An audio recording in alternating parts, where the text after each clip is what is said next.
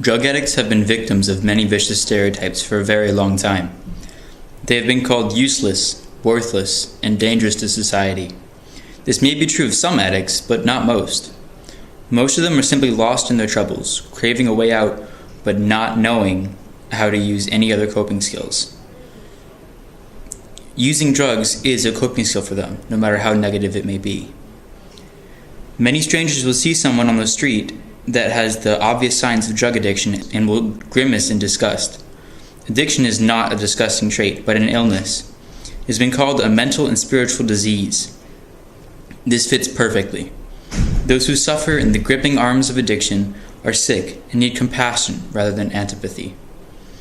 For those that would like to hear a story from a recovering addict, I'm willing to share my experience, strength, and hope.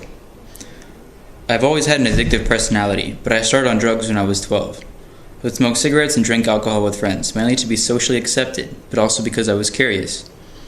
When I started, I loved everything about that life. I loved the secrecy, the adrenaline from the fear of getting caught, and most of all, I loved that the people I used with accepted me as one of their own. As I grew older, I became more adventurous.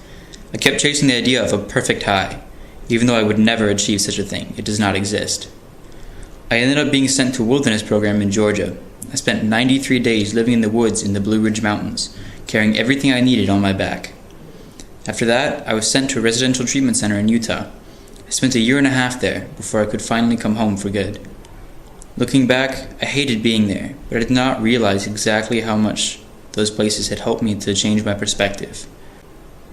I no longer believe that I need drugs to help me fit in.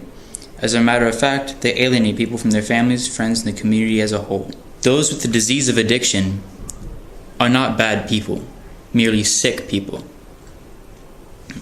As long as there is somebody willing to care and help them, they will always be able to get better, no matter what.